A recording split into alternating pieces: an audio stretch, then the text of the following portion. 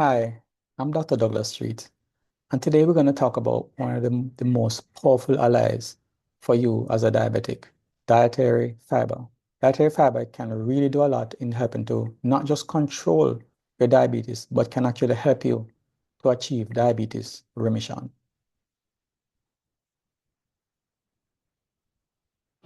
Now, first of all, what is dietary fiber? Dietary fiber is the edible part of plants that are not easily broken down by the body. They are resistant to digestion by the small intestine, which is where most of the digestion takes place in your body. It's also called roughage. These can be broken down inside of your body, but inside of the colon, and it actually serves as their food, certain parts of the fiber, that is.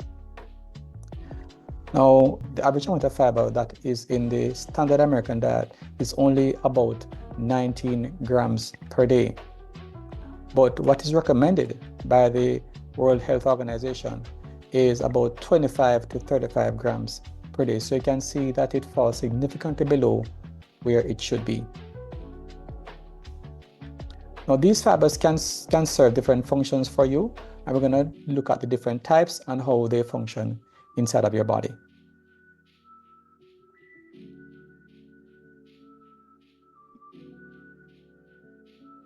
But there are different types of fiber. There is soluble fiber, and this is a type of fiber that dissolves in water. And when it does so, it forms a gel-like substance. It can lower your blood sugar and even your cholesterol.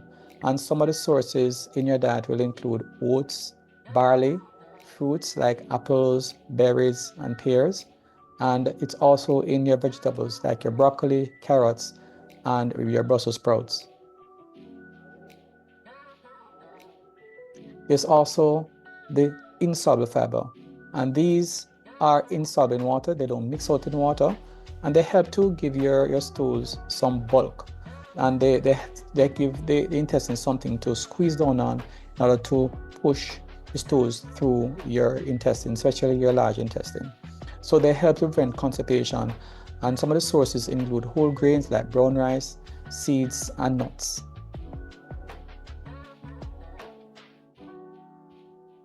There's also a subtype of the soluble fiber called the viscous fiber, and this forms a particularly thick gel-like substance in water. It slows down the digestion and absorption of food from your intestine, and you also can get it from oats, barley, and fruits.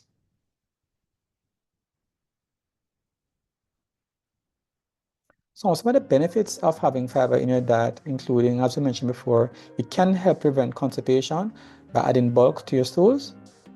It can also reduce diarrhea because soluble fiber helps to hold on to the water, so it makes your stools less watery and less likely to be passed out. They also help to support the healthy gut bacteria, and in so doing, they are what we call a prebiotic. And these are actually food for the healthy bacteria. They help to promote healthy bacteria inside of your colon. And they also, when they are fermented inside of your colon, they produce what we call short-chain fatty acids, which give food to the lining of the colon. So they really help with colon health.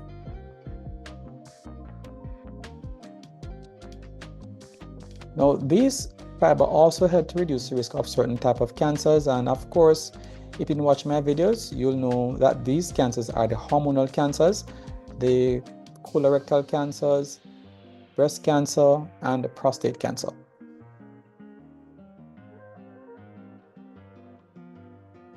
They also help to achieve healthy blood pressure, and they also help to improve your vascular function. So they help to improve the function of the lining of your blood vessels. And this is a very important thing for a person who is trying to prevent heart disease and cardiovascular disease, because this is where the damage actually takes place as a precursor to getting these kind of diseases.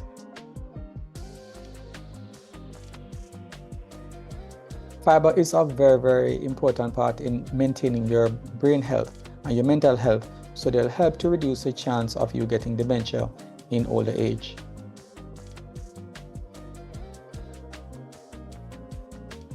They also help to reduce the risk of death, so they can actually give you improved life expectancy and reduce the chance of you being in hospital for any particular reason.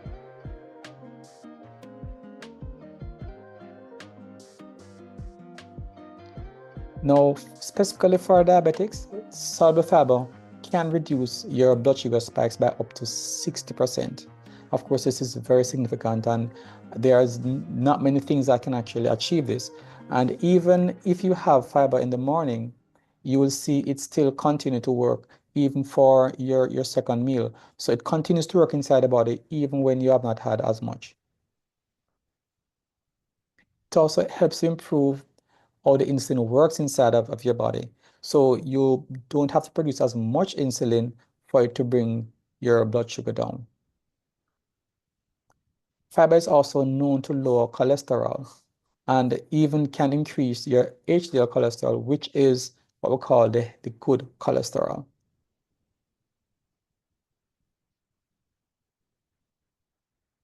Now, you would know by now that when you have an excessive weight, it makes you more likely to not only develop diabetes, but for diabetes to get worse. And fiber helps here as well because it helps you to manage your weight better. It also can reduce your caloric intake and your absorption. Now, let me explain that a little bit more. When you eat food which contains a lot of fiber, it slows down the rate at which the nutrients are absorbed into your bloodstream. But not only that, it actually reduces the amount that is absorbed. So some of the nutrients are, especially the carbohydrates and so on, are going to be locked into your stool so it doesn't get absorbed into your body. And so it reduces the amount of calories that you absorb from your meals. And this goes a far way in helping to reduce your blood sugar spikes and also your inflammation. Because of the anti-inflammatory substances that are produced by fiber, they also help to reduce inflammation inside the body. They help to balance your intestinal bacteria, and this improved balance in intestinal bacteria will produce less inflammation inside the body.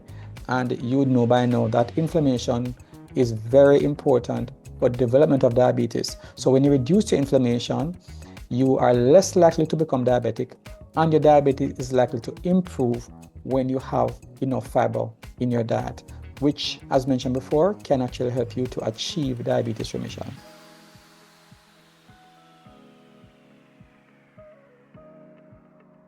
Avocado is a very, very good source of fiber, and fruits in general are pretty good. Avocado is one of the better ones to use, and so therefore you'd want to be having avocado as a significant part of your meal, and this can help to reduce the amount of nutrients that are absorbed and also slow down the rate of absorption. Vegetables are also very good sources of fiber, and these include broccoli, which has about 5 grams per cup. You also have carrots, Brussels sprouts, and sweet potatoes. These are very good sources of fiber in your diet.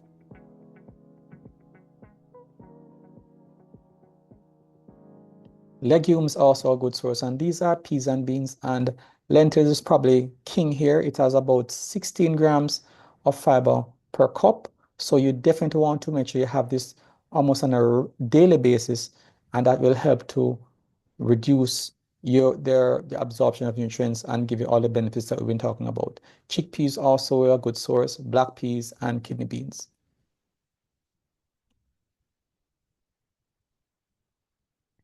Whole grains are also an important source of fiber, and quinoa is one of the better ones, about 5 grams of fiber per cup. Brown rice is pretty good as well, whole wheat bread, and whole grain pasta. So what you'd want to be doing is you want to be switching out your processed foods for the whole grains, and this can actually help to improve your blood sugar control. Nuts and seeds are also a good source of fiber, apart from the fat content, which we have discussed before, which slows down the absorption of nutrients. The fiber also helps. So the nuts and seeds actually help in more ways than one. They also have important essential oils like omega-3 fatty acids, and these also help to reduce inflammation inside the body. So your chia seeds, your almond, your flax seed, and your pumpkin seeds, These are components of your diet that you don't want to miss out on because of the great benefits that they'll give you. Now, if you want to go with a fiber supplement, then you don't want to use something like psyllium husk, which the regular amount to be used is about 2 to 4 tablespoons per day. Guar gum is also widely available and very effective. The regular amount is between 1 to 2 tablespoons daily. Glucomannan is one that is also very effective as a source of fiber, and the regular amount is 1 to 2 tablespoons daily. Inulin also can serve as a fiber supplement, and the regular amount of that is 1 to 2 tablespoons daily. And inulin is well known, very commonly used as a prebiotic in many probiotic supplements. So you may actually be having that, but you can have more if you wish, and this can actually help to reduce your sugar absorption. Beta-glucan is also a good source of fiber, and the amount of that to be used per day is 1/2 to 1 teaspoons per day. And pectin, which comes from apples, is also a very good source of fiber, and the amount that is recommended is 1/2 to 1 teaspoon daily.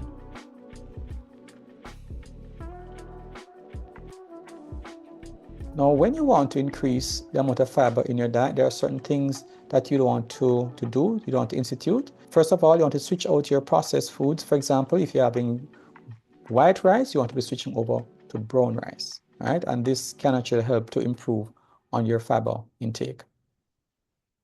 Then you don't want to be having fruits, and this should be about 2 to 3 servings per day. But as we'd have mentioned on previous video, it's best to choose those foods that don't have a high sugar content, have a lower glycemic index, because of course you don't want your consumption of fruits to be counterproductive.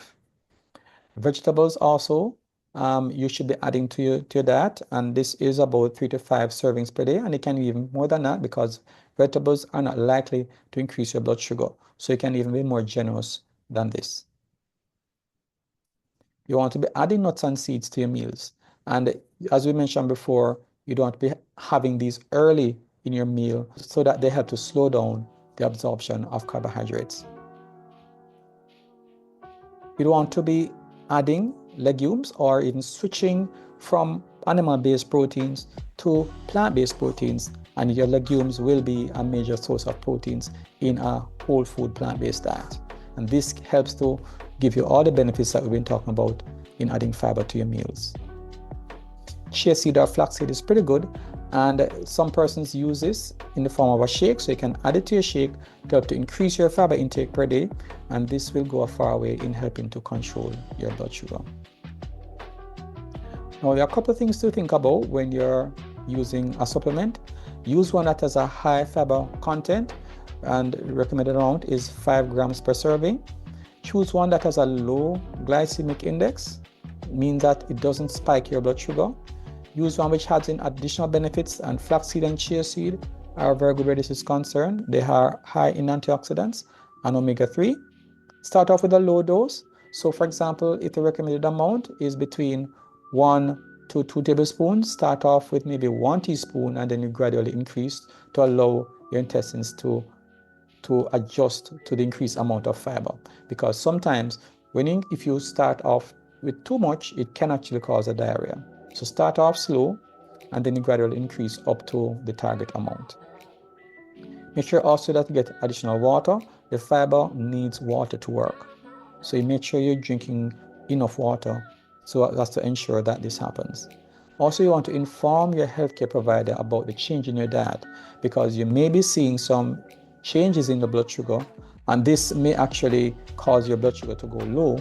So you want to also be monitoring your blood sugar and informing your physician so that he can tell you how to make adjustments to your medication if your blood sugar starts to go down. Now, as we close, we want to look at Psalms 103, verse 2 to 3. What we're encouraging persons to do is to institute these changes, because what we want to see is healing taking place in your body. In order for you to go through diabetes remission, the body has to go through a healing process. And this is something that happens when you make these changes. But what we want to also remember is that the Lord also offers healing. And He doesn't just offer you physical healing, He also offers you spiritual healing. And this is important because sometimes the behaviors that lead to the diseases are difficult to address. When you achieve spiritual healing, it makes it easier for you to make those changes. And it's not just for your physical health, but also for your spiritual health. One of the things that we see in the Bible is when Christ healed the man sick of the palsy, you'd remember that he told him that his sins were forgiven. So Christ doesn't just give you physical healing, he also offers you spiritual healing to help you to overcome those bad habits that cause you to commit those sins in the first place.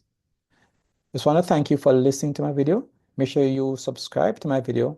I do have a special interest in diabetes remission. You can click the link in the description and also in the comments, and you can see even more videos and you'll be able to achieve diabetes remission. Thank you very much, and I'll see you in the next video.